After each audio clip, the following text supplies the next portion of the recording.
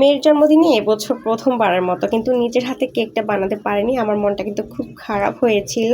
কি করব, আমার শারীরিক অসুস্থতার জন্য আর কেকটা বানাতে পারিনি। আমার যে মন খারাপ ছিল তা কিন্তু না, আমার ছোট্ট মেয়েটিরও মন খারাপ ছিল, কেননা সে ওয়েট করছিল তার মাম্মা তার জন্য একটা সুন্দর ডল কেক বানাবে, বাট সেটা আর হয়ে ওঠেনি। যাই হোক, কেকের তো আর অভাব নেই দোকানে অনলাইনে, তো একটা কেক কিনে জন্মদিনটা সেলিব্রেট করেছিলাম। যাই হোক, এবারের জন্মদিনটা কিন্তু খুব স্পেশাল ছিল, যদিও আমি বছরের মানে সারাটা বছর ধরে কিন্তু ওয়েট করে থাকি আমার মেয়ের জন্মদিনের জন্য। মেয়ের জন্মদিনে কি করব না করব একটা চিন্তা আমার থাকে। আমার সবথেকে স্পেশাল দিন, আমার সবথেকে বিশেষ দিন বলা হলে আমি অবশ্যই বলবো এটা হচ্ছে জুনের 28 তারিখ, আমার মেয়ের জন্মদিনটা। যাই হোক, এখানে আমার ভাই নিজে নিজে কিন্তু সব কিছু সাজিয়ে নিচ্ছে। এই যে বললাম না আমি অসুস্থ, আমি কিন্তু কিছুই সাজাতে টাজাতে পারি নাই, এই আর কি। আমার ভাই যা পেরেছে তাই করেছে। বেলুন টেলুন ফুটিয়ে আমার মেয়ে তো একবারে খুশি, মহাখুশি। বেলুন দেখলে ও এমনিতে খুব খুশি হয়ে যায়, বেলুন নিয়ে খেলতেও খুব পছন্দ করে। যাই হোক, এই তো হালকা পাতলা করে কিন্তু আমার ভাই সাজালো আর কি। আর এদিকে কেক ছিল, মিষ্টি ছিল, আর কিছু চকলেট ছিল। তো মেয়েকে সাজিয়ে গুছিয়ে কিন্তু একেবারে রেডি করে দিয়েছি। আর আমার ঢঙ্গি মেয়েটি কিন্তু সাজার জন্য খুবই পাগল। আপনাদের বাচ্চারাও কি এমন করে?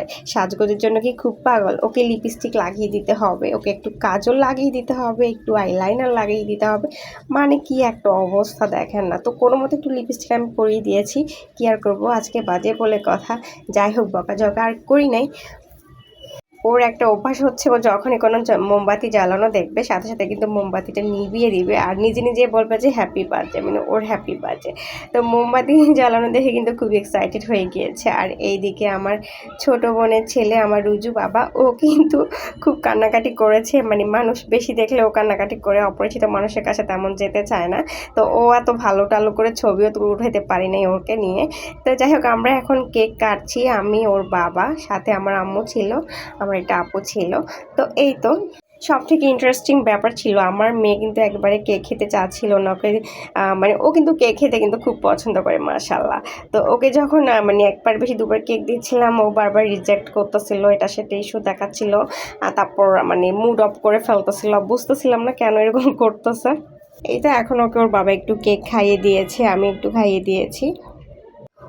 ওর নানু, ওর খাম্মি, আমার বড় বোন ছিল না, ছোট বোন ছিল, ছোট বোনের হাজব্যান্ড ছিল, বড় আপু আসতে পারেনি। তো যাই হোক, মোটামুটি ছোটোখাটো করে যতটুকু পেরেছি আর কি করেছি। এই যে দেখুন, ও কিন্তু কেক খেতে চাচ্ছে না, ও বারবার রিজেক্ট করতেছে। আর ও বলতেছিল যে ওর নাকি লিপস্টিক মুছে যাবে, এই জন্য নাকি ও কেক খাবে না। তো লিপস্টিক মুছে যাওয়ার ভয়ে কিন্তু ও কেক, মানে কেক মুখে দিলে লিপস্টিক চলে যাবে, বাট ও কেকের উপর যে চকলেটসগুলো রয়েছে ওগুলো কিন্তু ও আস্তে আস্তে করে খেয়ে ফেলতেছে, কারণ ওগুলো খেয়ে লিপস্টিক যাবে না।